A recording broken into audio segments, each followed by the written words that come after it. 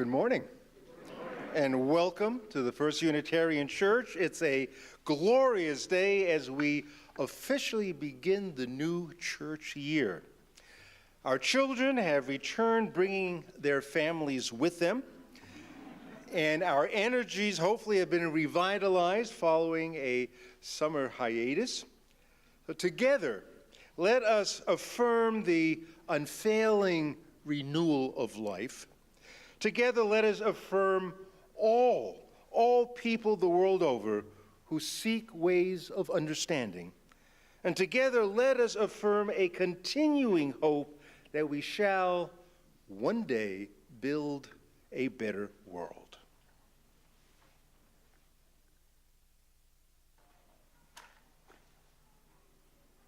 What a way to start a new church year.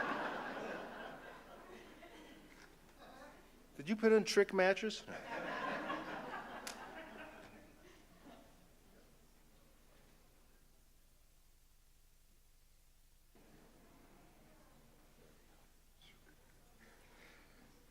Symbol of light and of knowledge, symbol of warmth and freedom.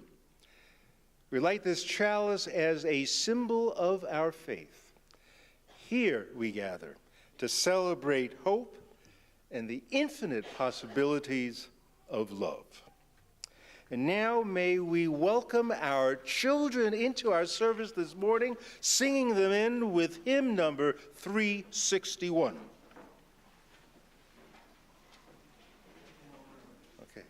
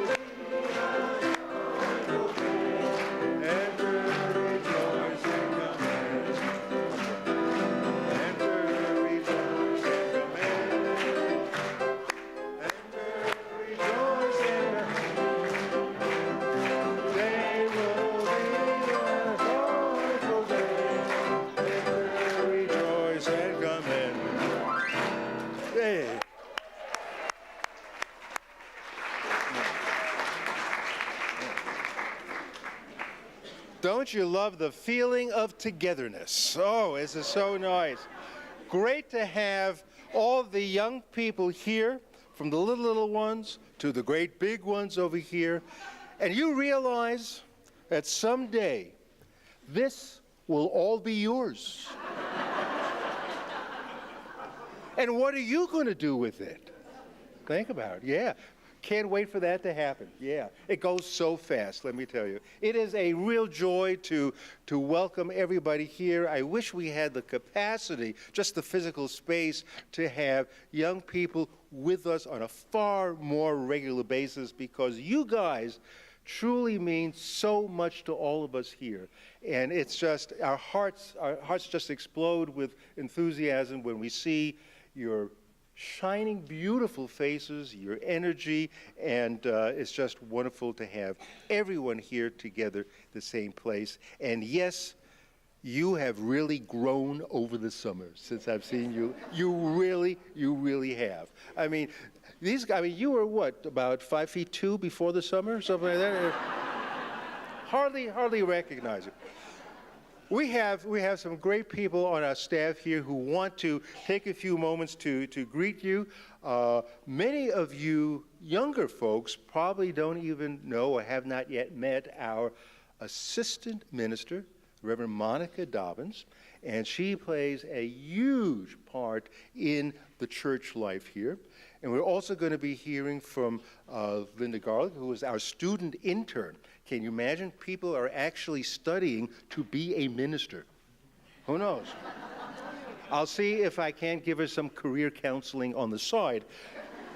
And then, of course, we'll hear from Julie Miller, our Director of Religious Education. Again, welcome all of you. Monica, take it away. It's a beautiful day in the neighborhood, a beautiful day for a neighbor. Won't you be mine? Could you be mine? It's a neighborly day in this beauty wood, a beautiful day for a beauty, neighborly day. Would you be mine? Could you be mine? I have always wanted to have a neighbor just like you. I've always wanted to live in a neighborhood with you. So let's make the most of this beautiful day. Since we're together, we might as well say, would you be mine? Could you be mine? Won't you be my neighbor? Won't you please? Won't you please? Please, won't you be my neighbor? Yes.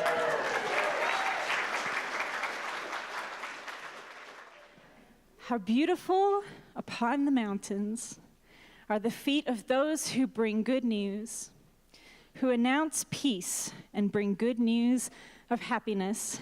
And what good news to see all of you coming through the door with joy on your faces and brightness in your steps. I am so glad to see this room so full, and just so glad and humble to be a part of it all. If we haven't met, I am the Reverend Monica Dobbins. I'm the assistant minister of this congregation, and it is a profound privilege to be with you today. I look forward to meeting each and every one of you and walking through this year together, arm in arm. Thank you.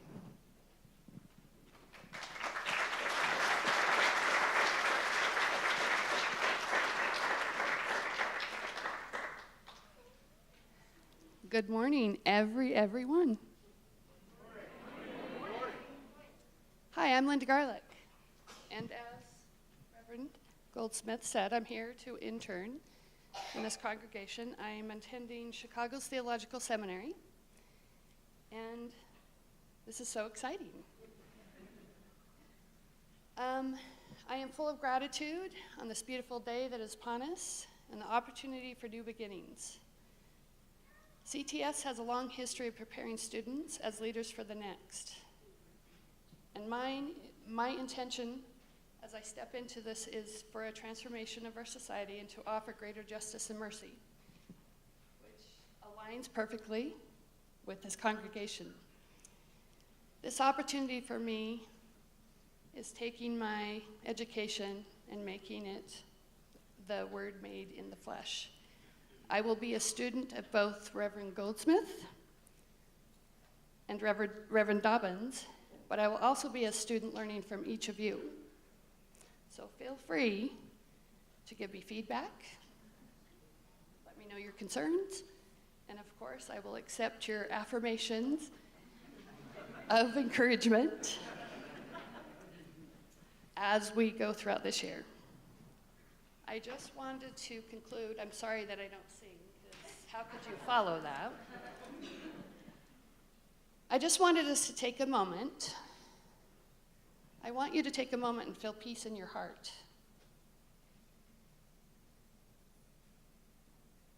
And then I want you to imagine extending that peace to your neighbor, to outside, and just let that ripple outside of you all day long. Because we each need a little piece of peace, and so does our world. So I'm excited for this opportunity and this journey with you this year. So thank you. I think he puts me up here just because I'm a little vertically challenged. What do you think? It's good to be tall for a minute.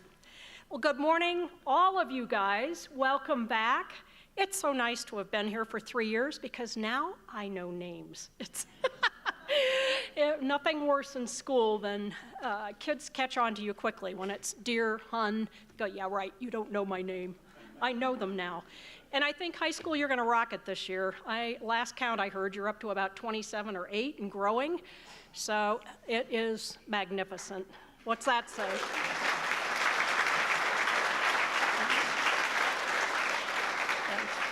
And guys, all the rest of you, we're coming up through the ranks. Are we? We're going to grow up and be like them. This year, I'm going to be joined by Amanda Esco, who is going to be our RE assistant, and Lissa Lander, who's sliding over into the youth advisor position for middle COA and high school youth. And so whoever you are and wherever you're from, welcome to our church. And kids, welcome back. It's sort of like a school without kids, church without kids.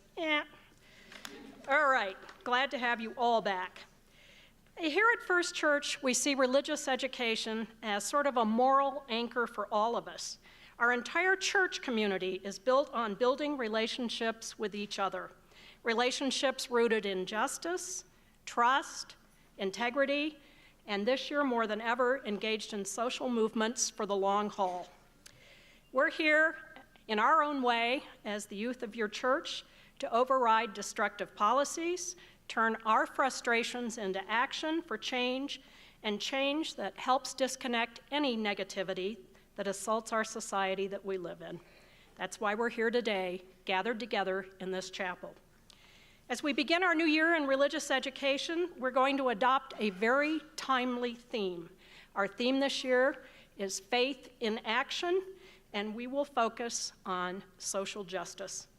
That will translate into providing, we hope, a very supportive, fun, progressive program for all of you so that all of you show up on Sunday. And nobody's going to join Our Lady of the Holy Chairlift this year, right? We're going to come to church. Our programs are purposely designed to nourish your intellectual, spiritual, and social potential. We've all got it. So we are going to really explore an unfettered range of new experiences, explore our our diverse beliefs, never dearth, and different religious traditions. Just look around. Adults, I encourage you. We always need volunteer teachers. We knocked on a lot of doors this summer, and unfortunately, a lot were closed. How on earth could you be afraid of teaching these beautiful kids? So please consider joining us in the future. Unitarians impose no creed. Those of you that have been in this church, grown up in this church, know that. There are no lockstep set of beliefs. We encourage each child and our youth to develop their own spirituality, surrounded by a very uplifting and caring community. I won't go into great detail about what happens on Sunday mornings, but we have a good time. The youngers, we light the chalice, don't we, guys? We sing. We have artists in residence, we have junior choir that will start, and a myriad of special events. Halloween, Christmas, solstice, I'm tired already, Christmas pageant, art fair, and family fun night. So any of you with young children or even older children, with the exception of this month, first Monday night of every month, 6 to 7:30 here in Elliott Hall. Our first kickoff night will be tomorrow night, right over here. Also, we will continue social projects like Sandwich Sunday for the homeless youth and teenagers and Volunteers of America shelters. We will join with the Refugee Resettlement Committee this year, I hope, in gathering household essentials. And also, they've asked us to kick off a coat drive, so if any of you have good condition coats for adults or kids, we will have bags ready to go within a week. And finally, OWL, we will continue offering that. And for the first time, we are having a training in November here in our church. OWL stands for Our Whole Lives. It's a nationally recognized program for honest, factual information about human sexuality and developing healthy relationships lifelong. I am shamelessly, I'll put it on me, asking if any of you have an extra bedroom in your home. We'll have at least 2 facilitators the weekend before Thanksgiving that will need housing. So if you're able, please contact Amanda, Lissa, or me. So now for new and returning families, please remember to update the database, get registered. We want to know who you are. Welcome one and all. And I would just like to share this thought. Together in every moment and by every act, we welcome the stranger, we comfort the afflicted, teach the ignorant, soothe the angry, uplift the community, give voice to the forgotten, heal the broken, and always serve with compassion and respect in our church. Thank you.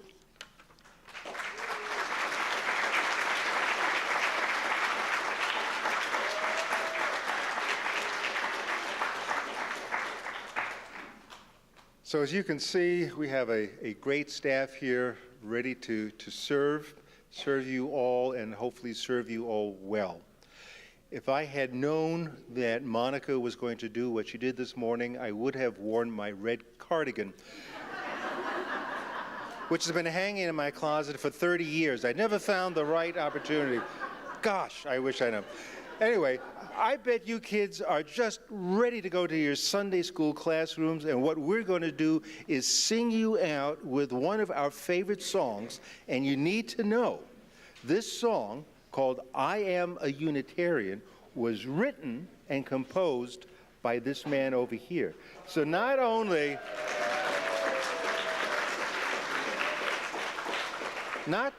does he play the piano, he makes the stuff up.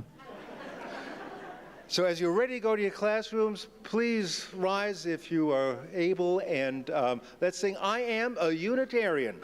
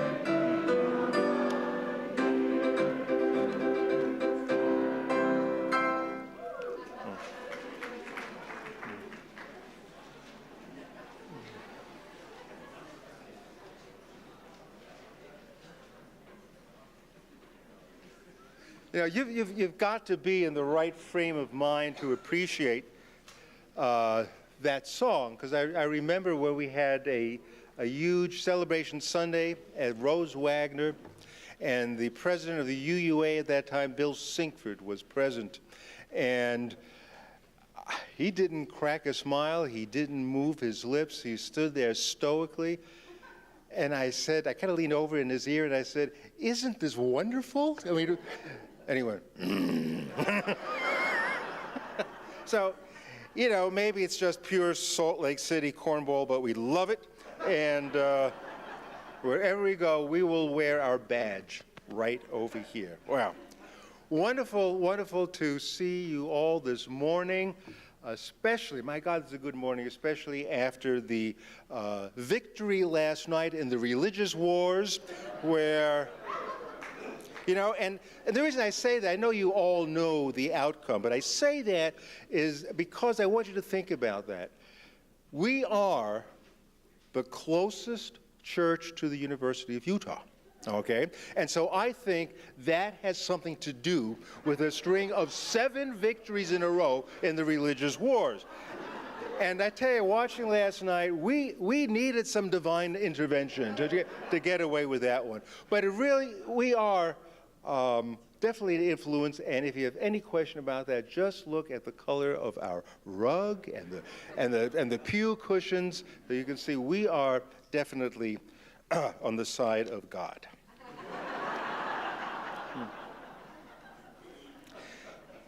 Please take a look at all the wonderful announcements, and they are wonderful because they really do offer some insight into what is it that makes our congregation tick, what is it that we value, and what do we do with our time outside of a Sunday morning experience. We're really greatly involved in activities dealing with meditation, activities for artists, activities for social justice, social stuff. It goes on and on. And so please familiarize yourself with just the breadth of wonderful activities through this church community, and do not be afraid to sign up and join in.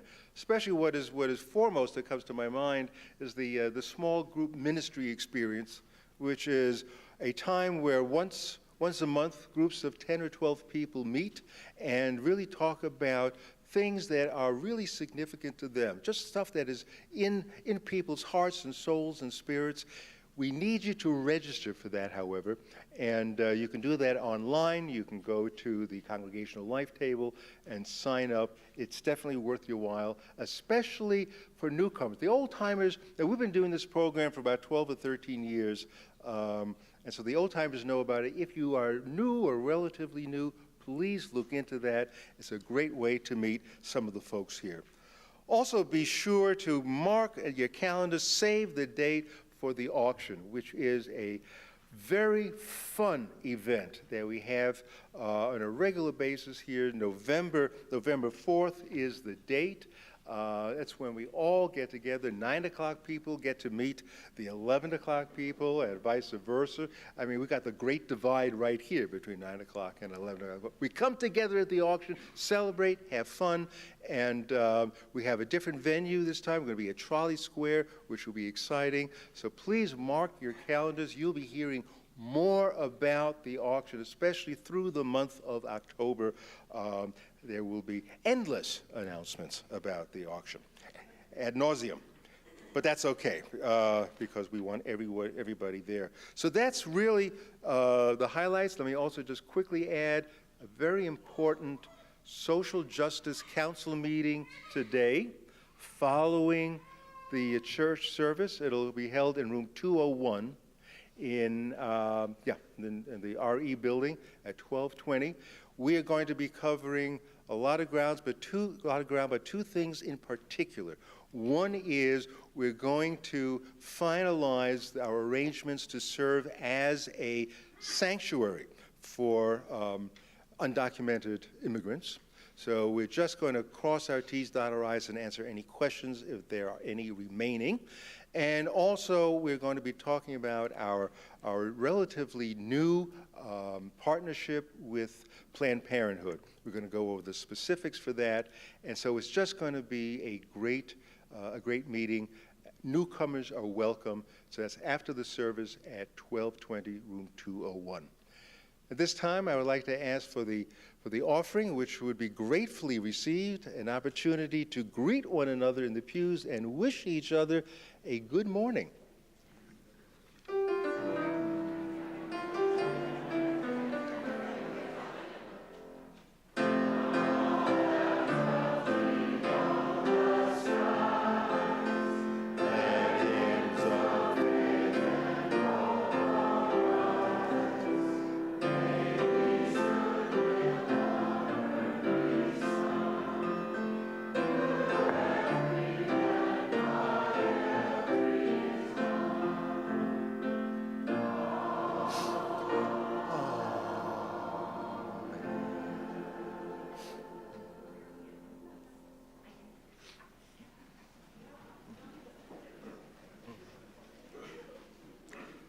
Well, I just love Sundays in September.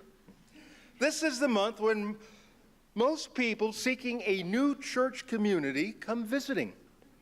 They are shopping for something, although they can't quite articulate what it is they're looking for, but they'll know it when they see it.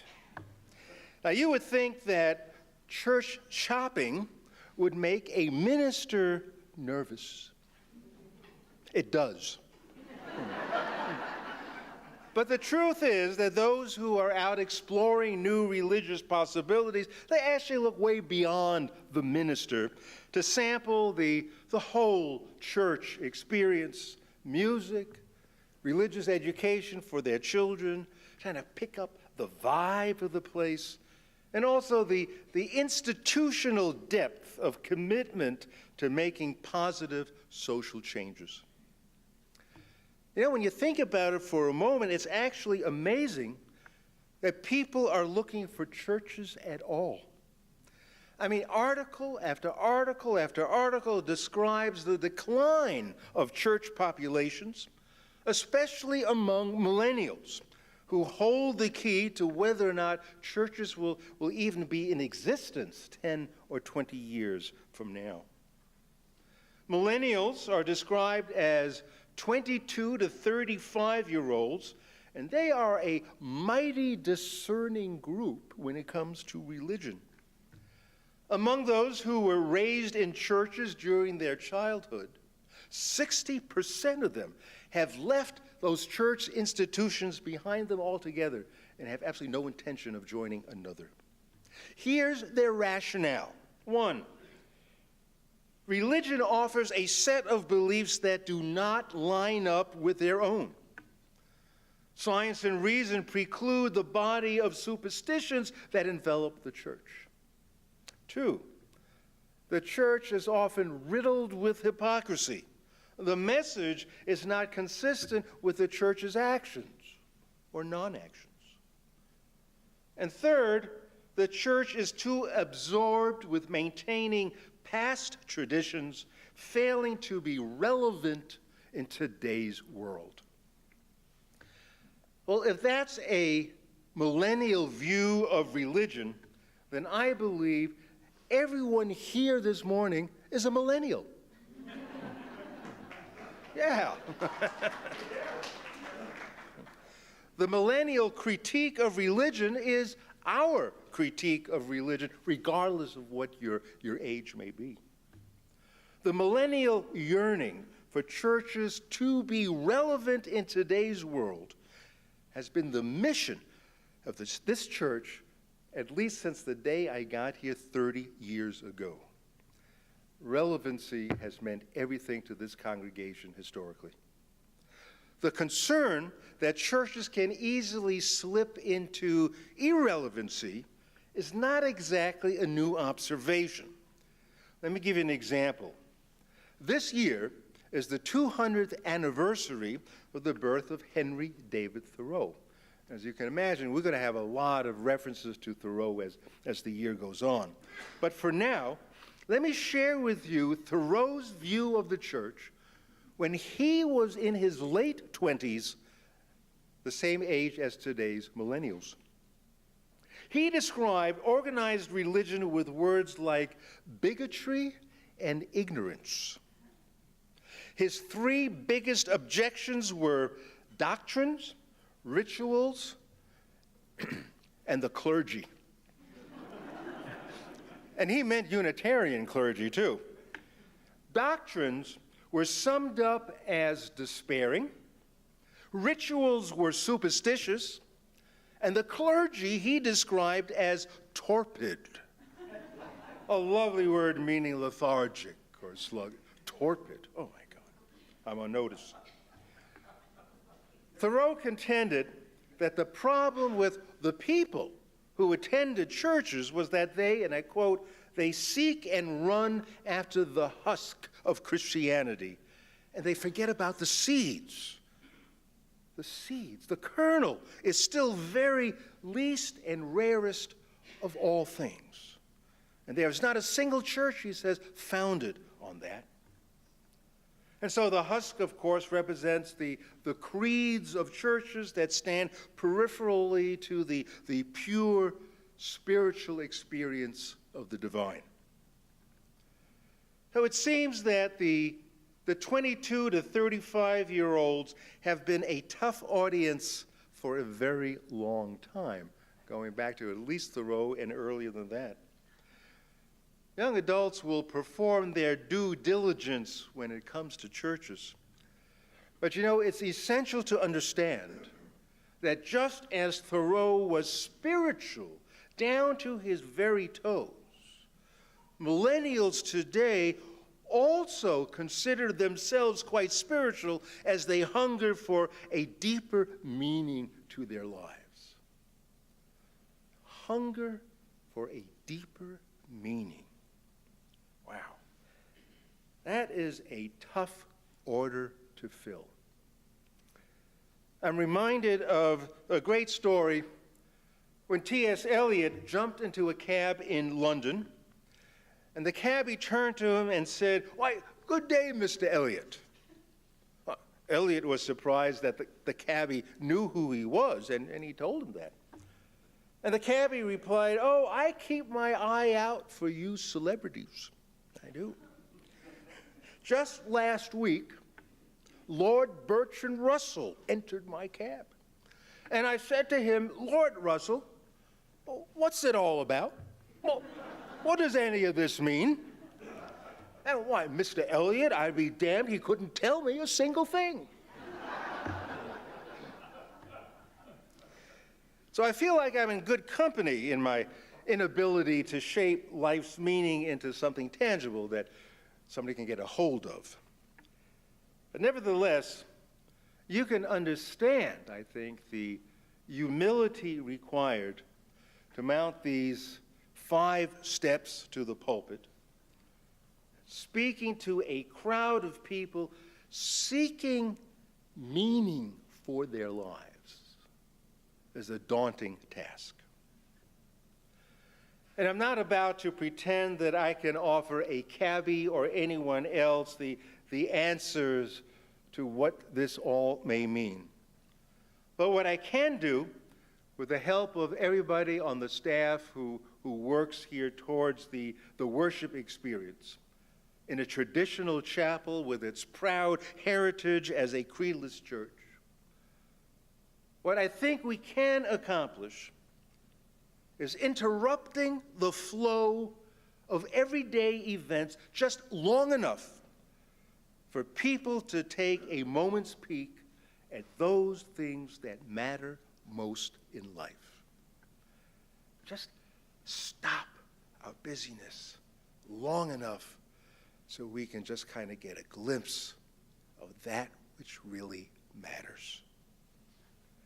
So if we, discard the husk and examine the seeds which hold the divine, even for a brief moment on a Sunday morning, it allows us to touch on things like mystery, love, death, transformation. But do we really need a church for that? I mean, there are many who insist that they get their religion from a walk in the woods or skiing down the slopes. But the reason people go shopping for a religious community stems from the realization that what value they may have discovered alone in the woods, it needs to be shared and tried out with others.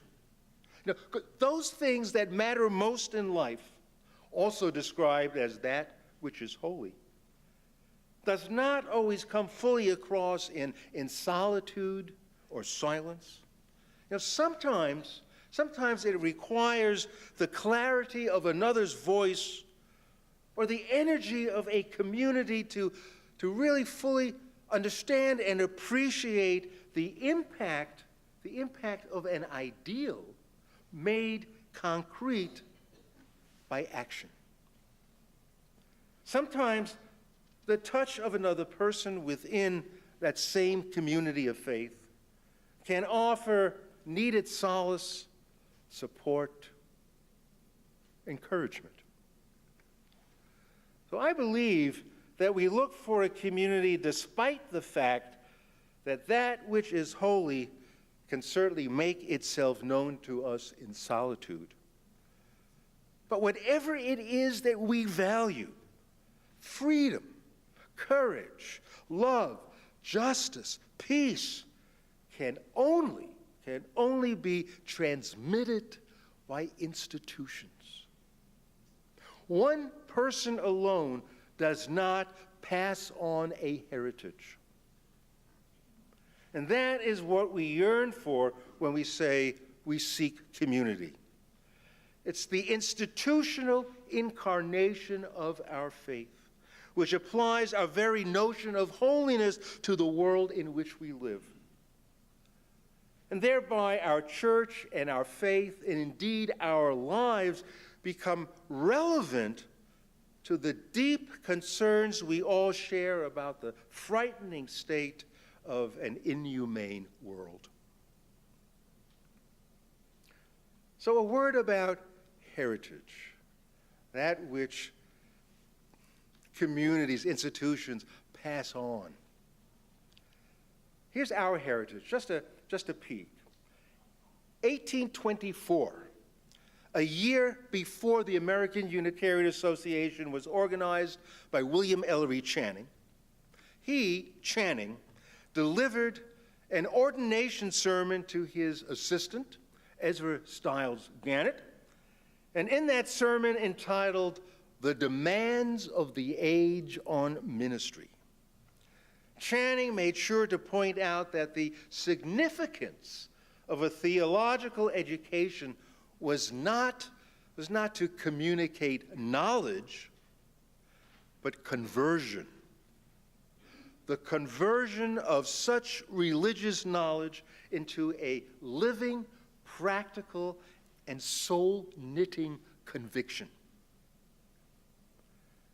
Channing could just as easily have said that the times demand that the church be relevant.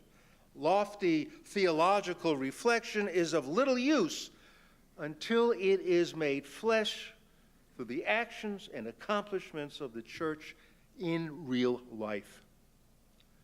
And Channing also called for great skepticism of the church that currently is, and that churches need to make a sincere commitment to the prophetic call towards justice.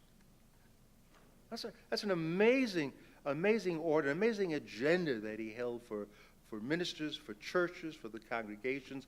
And I can just hear, strangers, I could just hear millennials to say, yeah, I agree with that. But bring Channing back, please. I can really relate to what he had to say. And to seal the deal, we must recall Channing's exact words about the business of the church. And I quote, "To communicate religion as a matter of experience with the inexpressible life and power which accompany truths drawn from one's own soul. Truth lodged in our own soul. And so, like millennials, Channing detested belief systems imposed on people these belief systems that did not line up with their inner understanding of how the world works and what truly holds meaning. Our journey is always towards meaning, and yet always so elusive. Yet just this past summer, as I was perusing my favorite bookstore in Point Reyes Station in Northern California, it just about took my breath away when I saw Edward O. Wilson's book lying idly on display as though it just had been randomly discarded, and the book was titled The Meaning of Human Existence. Wow. There it was,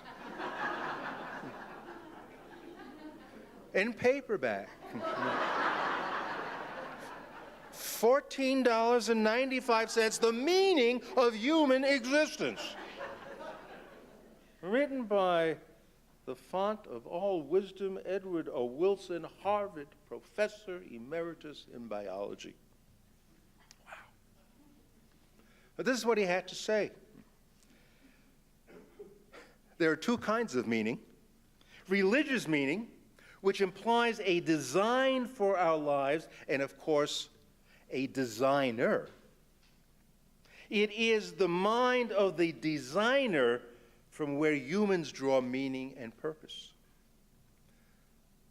And then he goes on to say, and then there's scientific meaning, understood as the accidents of history. Clearly, scientific meaning steers far from any notion that the designer's mind serves as the source of meaning. That can't be. It's all random. And the unfolding of history is obedient only to the general laws of the universe.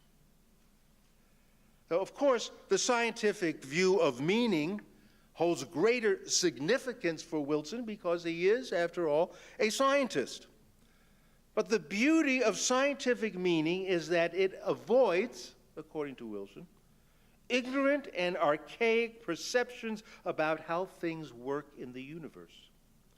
And finally, he ends up with the observation that, like it or not, we are alone in the universe. There is no external grace shining down upon us, no destiny assigned to us, no second life to greet us after this one. We are random mutations. Oof. And so I'll tell you, as I began the book, I said, now tell me, Professor Wilson, what's it all about? What does this all mean? And when I completed the book, I'll tell you, I'll be damned if he could tell me a single thing.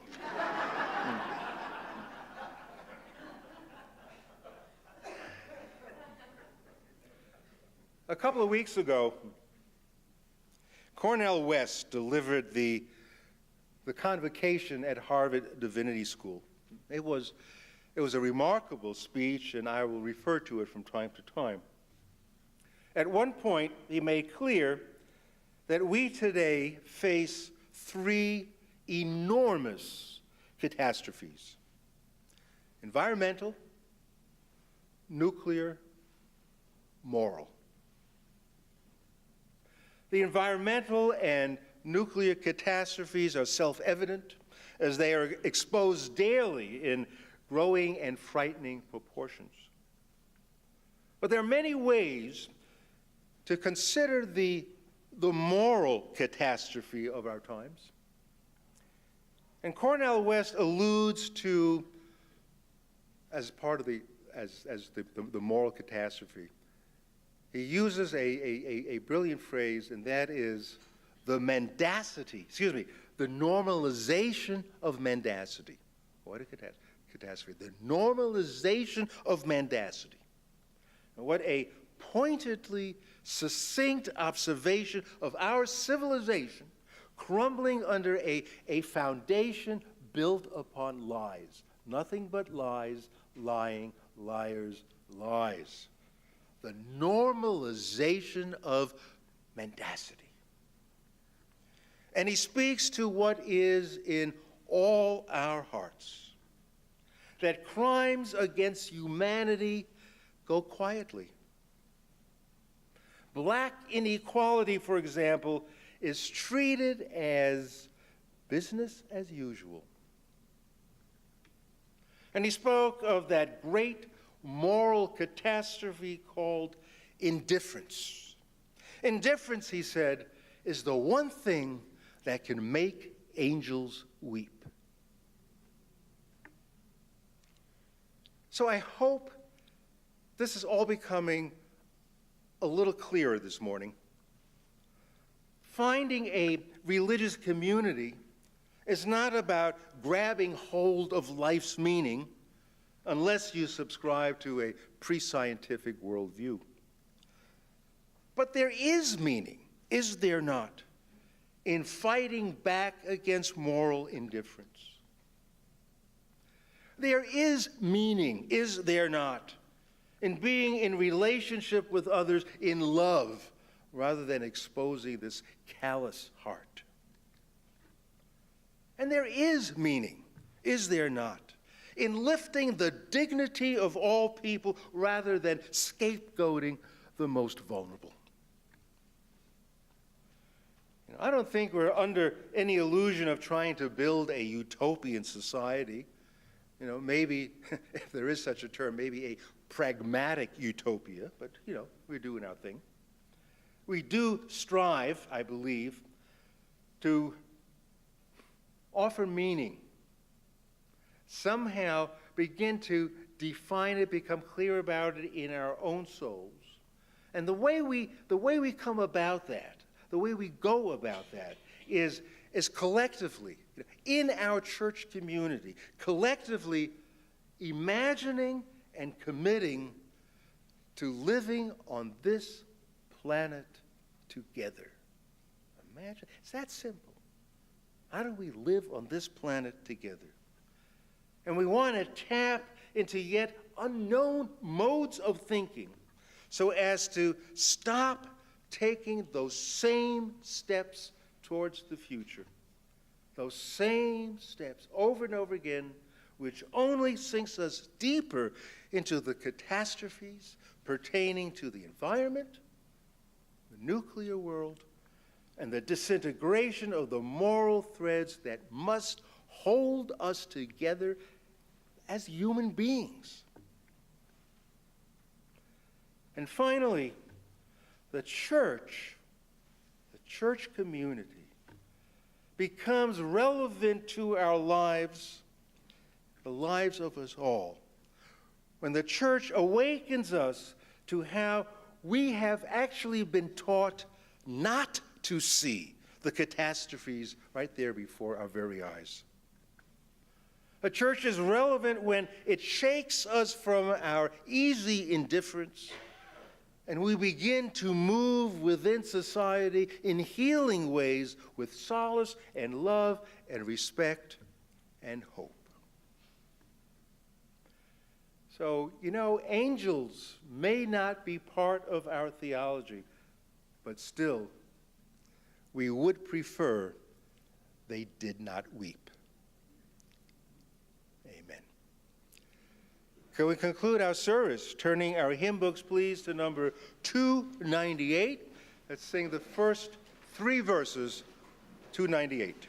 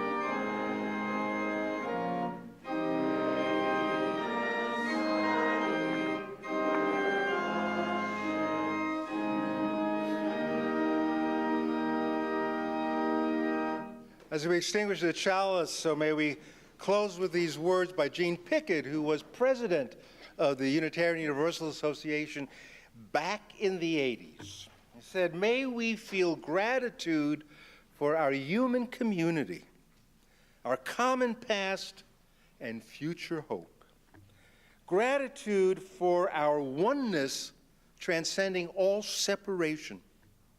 Our capacity to work for peace and justice in the midst of hostility and oppression. May we give thanks this day for human liberty, sacred rights, for opportunities to change and grow, to affirm, to choose. Indeed, may we be thankful."